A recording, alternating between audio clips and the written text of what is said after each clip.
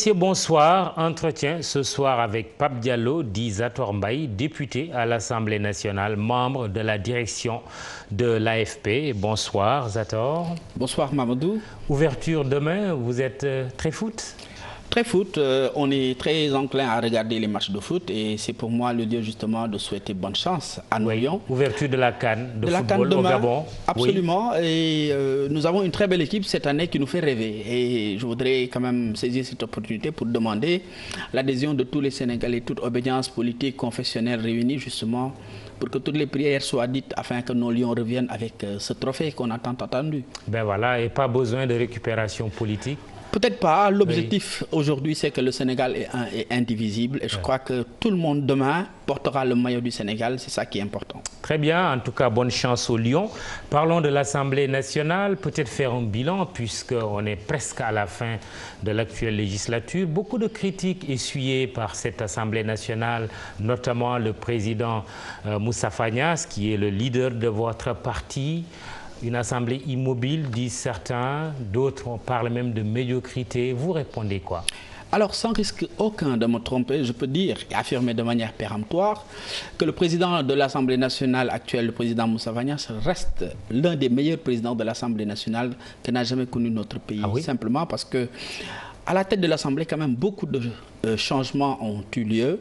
Cette émission n'aurait pas suffi pour faire le bilan. J'en prendrai juste quelques aspects, notamment la traduction simultanée aujourd'hui qui confère à chaque député une liberté de ton, d'action, de pensée. Chaque député peut s'exprimer dans sa langue pour éviter ce qui se passait auparavant. Les députés étaient censurés parce que justement, ils avaient peur de s'expliquer dans une langue ou de s'exprimer, je devrais dire, dans une langue étrangère.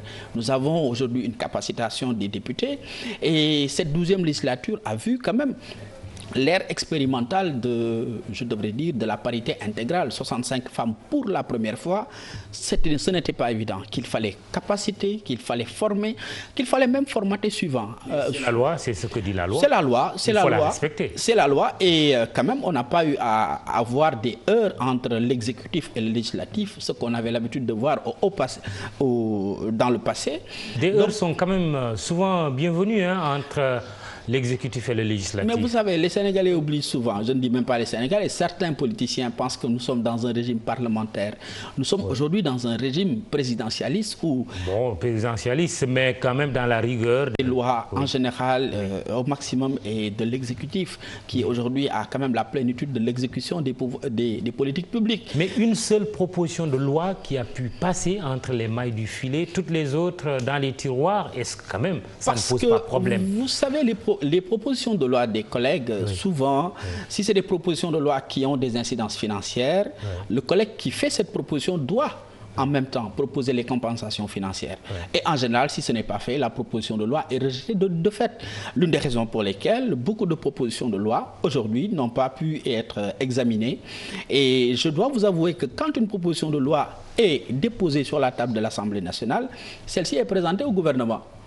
C'est donc pour vous dire simplement qu'aujourd'hui, nous sommes dans le cadre d'un régime présidentiel où aujourd'hui, les gens ne peuvent pas s'attendre à une, je devrais dire, à une rébellion entre l'exécutif et le législatif parce que telle n'est pas notre mission. Mais le législatif a pour mission justement de contrôler l'action du gouvernement.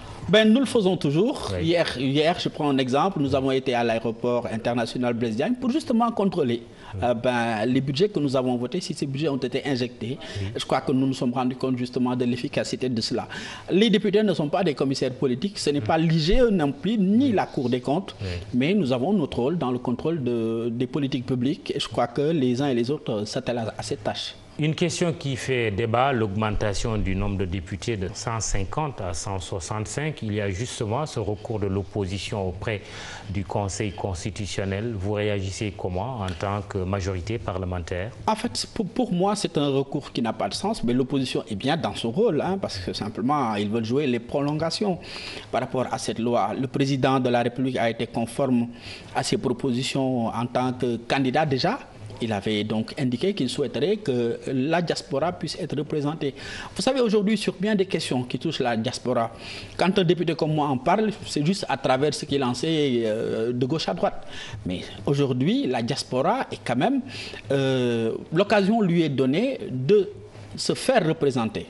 par des élections. 15 députés. 15 députés. Est-ce qu'il n'y a pas un déséquilibre manifeste vis-à-vis d'autres départements ici? Pas du tout. Sénégal? Vous savez, tous les députés de l'Assemblée nationale sont attachés à un département. Ce qui fait qu'aujourd'hui, la diaspora qui quand même qui fait entrer dans le Sénégal près de 900 milliards, aujourd'hui se fera représenter à travers des élections libres et démocratiques. À entendre l'opposition, j'ai l'impression qu'eux déjà, ils pensent que la majorité a tout raflé. Et c'est quand même dommage parce que c'est le jeu politique. Et je crois que ces 15 députés ne pouvaient pas être déduits de la liste majoritaire. Le risque, ce serait quoi? Ce serait de diminuer le nombre de députés dédiés à tel ou tel département. Ça ne pouvait pas non plus être déduit de la liste proportionnelle. Parce que le risque serait quoi? C'est de ne plus voir des députés qui sont élus sur la base du plus fort reste. Et cela devrait à terme, je crois, éliminer la pluralité à l'Assemblée nationale. Je crois que quand même cette formule est la meilleure. Mais il y a quand même eu un glissement. Au début, on a parlé de 10 députés pour la diaspora. On en est aujourd'hui à 15. Qu'est-ce qui s'est passé? Absolument rien. C'était dans le cadre de discussions, rien d'officiel, rien d'acté. L'opposition était en train de discuter avec la majorité et je précise que les Sénégalais ont élu le président de la République quand même, qui aujourd'hui a le loisir de dérouler ses politiques publiques. Pour moi, une décision n'est décision... le consensus aussi sur une question majeure. Mais vous savez... La diaspora appartient à tout le monde. Absolument, mais consensus ne veut pas dire majorité sur certaines questions. Le président de la République qui détient pour moi les informations les plus importantes, quand même, a jugé nécessaire qu'il fallait fragmenter la diaspora en 8 départements, Afrique, Europe, Asie, Amérique unie, et leur dédier justement 15 députés, et je crois que les uns et les autres applaudissent aujourd'hui. Moustapha Niasse, un des meilleurs présidents d'Assemblée nationale de l'histoire, dites-vous, on ne change pas une équipe qui gagne, comme on dit. Il est prêt à conduire encore les troupes de Benno à être tête de liste? Alors, je dois vous avouer que pour le parallélisme des formes, Moustapha Niasse n'était même pas candidat en 2012 pour diriger la liste. C'est un homme de défi et un homme de mission. Je crois qu'aujourd'hui, il est à la tête de l'Assemblée nationale depuis 4 ans, 5 ans maintenant, dans quelques mois. Et je crois que quand même, nous autres qui travaillons avec lui, savons aujourd'hui tout le rôle qu'il a joué à la tête de cette institution. Un rôle de modération, un rôle de personnalité politique qui aujourd'hui permet quand même à l'Assemblée nationale de jouer pleinement son rôle. Dans les couloirs, vous ne pouvez pas reconnaître un député de l'opposition de celui du pouvoir. Parce que l'objectif, une fois à l'Assemblée, c'est que nous tous, nous sommes dans un seul et même parti. Ah oui, il a souvent été accusé de parti pris par l'opposition. On l'a entendu. Et même des députés de la majorité ont eu à le critiquer vivement. Mais vous savez, c'est de bon droit. Oui. L'Assemblée nationale, un parlementaire par essence, il doit parler. Oui. Ce serait inquiétant si personne ne venait à remettre en cause justement le fonctionnement de l'Assemblée nationale. Oui. Mais je crois que quand même le président Moustapha Niasse a écrit de belles pages à la tête de l'Assemblée nationale et il n'est demandeur de rien. Oui, mais il ne dirait pas non. Vous savez, je ne peux pas aller jusque-là. Je vous ai indiqué tantôt que Moustapha Niasse était un homme de défi. Oui. Il a été un homme de mission aussi. Vous vous rappelez, quand il a été élu Premier ministre, tout en sachant que le poste allait être supprimé de l'architecture, pourtant il avait accepté. Oui. Donc c'est un homme de défi et un homme de mission. Si le président Macky Sall, chef de la majorité, lui fait la proposition, il l'accepterait. Vous savez, nous sommes dans une majorité plurielle et les décisions appartiennent à nos leaders. Oui. Je voudrais leur laisser la primeur. Il ne dirait pas non. Ben, je ne peux pas répondre à sa place par rapport à cette question. Ce que je sais aujourd'hui, c'est que pour nous, l'objectif est demain de pouvoir avoir une large majorité de la coalition Benno Bokk Yakaar pour permettre au président de la République justement de dérouler les politiques publiques. Notre confrère Nouvel Horizon a écrit dernièrement une information. Moustapha Niasse, tête de liste, Aminata Touré, directrice de campagne. Cette information est vraie ou fausse? Je la prends encore comme une rumeur. Dès lors que je n'ai pas encore vu la matérialité de cet acte, je ne peux la prendre que comme une rumeur. Et on attendra de voir. Vous refusez de nous dire si Niasse sera tête de liste. Il va prendre sa retraite? Il a toujours souhaité prendre sa retraite. D'ailleurs, il en a été tiré plusieurs fois parce que c'est un homme d'un certain âge, mais aussi d'une grande expérience. Oui. Aujourd'hui, je pense que le Sénégal a beaucoup plus besoin de lui que lui. Il aurait besoin d'une institution. Parce que je crois que quand même c'est un homme qui a une vie accomplie, qui a pu marquer son temps et marquer pratiquement toutes les générations de ce pays-là. Et et sa présence toujours dans le landerneau politique est quand même une présence rassurante, une présence qui pourrait, en tout cas nous pour les générations les plus jeunes, être assurés de voir un homme comme le président Moustapha Niasse à côté justement du président de la République. Contrairement à ce qu'on avait l'habitude de voir, des duels, on a un duo aujourd'hui gagnant et c'est ça qui est important. Vous êtes candidat à sa succession, Moustapha Niasse? Pas du tout. Vous êtes membre de l'AFP? Vous avez des ambitions?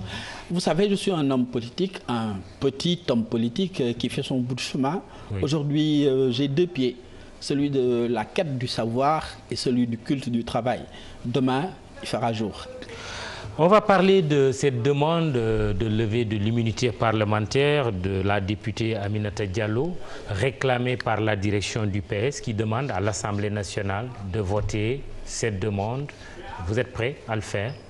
Alors, nous avons toujours dit au Sénégal qu'il faudrait que le président de la République ne s'immisce pas dans les affaires de la justice. Oui. Je voudrais m'imposer cette même logique en tant que parlementaire, membre d'un pouvoir. Parce qu'au Sénégal, il faut le rappeler, nous avons 3 pouvoirs, exécutif, législatif et judiciaire. Aucun député n'a le droit, je crois, de freiner le développement ou l'exécution, ou alors je devrais dire même l'épanouissement de la justice. Nous avons toujours dit qu'il faudrait que la justice agisse pleinement et de manière indépendante. Si aujourd'hui la justice a besoin d'un collègue, quel qu'il puisse être, nous, en tant que parlementaires, nous n'avons pas le droit, justement, de nous opposer à cette volonté. Oui, et vous allez voter? En fait, nous n'en sommes pas encore là, parce que je ne peux pas voter. Le procureur a demandé la levée de son immunité parlementaire dans l'affaire des violences qui ont émaillé un peu la veille du référendum de mars 2016 à la maison du Parti socialiste. Alors, vous savez, le processus de levée d'immunité parlementaire, c'est plusieurs étapes. Oui. Jusqu'à présent, je n'en ai pas été informé de manière officielle, mais on attendra de voir. Je marque toute ma solidarité à mon collègue Aminata Diallo pour tout ce qu'elle a eu à faire, pour tout ce qu'elle fait.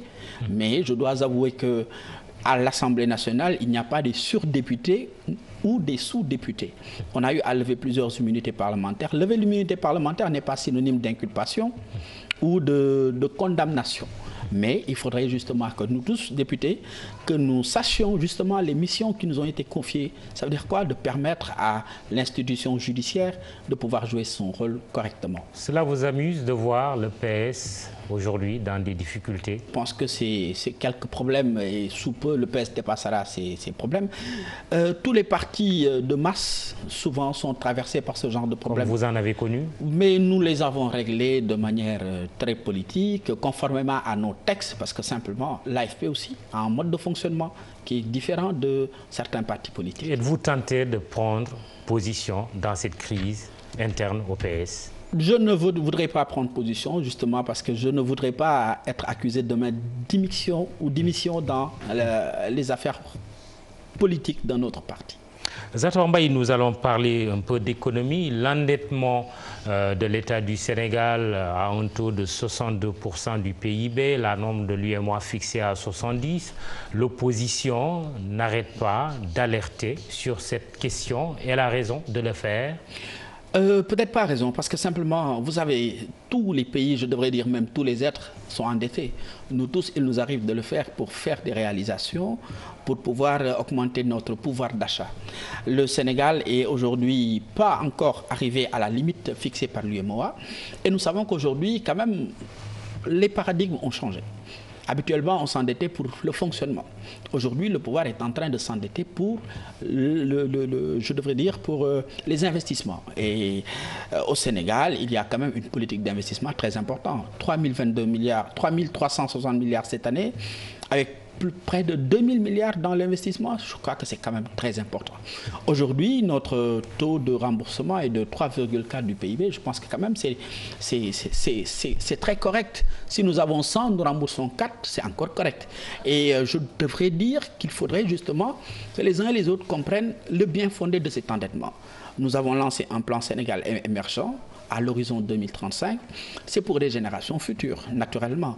Et toute personne qui s'endette, justement, c'est pour réaliser quelque chose pour les générations futures qui, à leur tour, devront forcément rembourser. Oui, mais il ne faut pas hypothéquer l'avenir. Mais pas du tout. Hypothéquer les générations futures. Mais vous savez, en faisant un tour à l'aéroport Blaise Diagne, vous verrez que l'avenir n'est pas hypothéqué. En faisant aujourd'hui un projet quand même de l'ancien président Abdoulaye Wade. Mais absolument. Vous savez, le pouvoir, c'est quand même la continuité de l'État. C'est très normal. Sur ce coup, vous dites la continuité, sur d'autres, vous n'arrêtez pas de le critiquer. Mais vous savez, vous avez remplacé certainement quelqu'un à la tête de, de ce groupe. Vous faites remarquablement un excellent travail. État. Et demain, sûrement, quelqu'un vous remplacera. On parle de l'État, là. C'est pour vous dire justement que nous sommes dans le principe de la continuité et que les hommes demeurent, mais les hommes passent, mais les institutions demeurent. Un bon projet de Maître Abdoulaye Wade. Mais parfaitement, parfaitement. Nous ne sommes pas nihilistes. Abdoulaye Wade a eu quand même l'ingénieuse idée de construire un deuxième aéroport parce que Dakar explose 0,3% du territoire et aujourd'hui on a près de 3 millions. Je crois qu'il faut quand même une solution alternative. Dernière chose, êtes-vous pour une sortie de la zone CFA des pays de l'UEMOA comme le Sénégal? Pour le moment, non, parce que je pense que nous ne sommes pas encore prêts aujourd'hui à pouvoir réaliser une monnaie pour assurer notre indépendance. C'est vrai que tout pays ne peut pas se développer avec une monnaie étrangère, mais enfin, aujourd'hui, je pense que... Après 56 ans d'indépendance, on n'est toujours pas prêt. Nous ne sommes pas prêts. On est toujours de gros enfants. Mais nous ne sommes pas prêts parce que simplement, vous savez, je le dis en tout état de cause, parce que simplement, il m'arrive de regarder le budget du Sénégal, je vote des lois, j'engage ma responsabilité sur le devenir du pays. Je sais qu'aujourd'hui, nous avons quand même encore des pas important à faire dans le domaine de l'économie. Justement, avec ce plan Sénégal émergent, avec tout ce qu'il y a comme réforme, tout ce qu'il y a comme projet, je suis sûr que dans quelques années, peut-être que le Sénégal pourra pouvoir sortir de cet espace CFA. Merci. Pape Diallo, Disator Mbaye, membre de la direction de l'AFP, député à l'Assemblée nationale. C'est tout pour ce soir. Je vous souhaite de passer un excellent week-end, de foot surtout. Bonne chance encore aux Lions du Sénégal. Excellente soirée.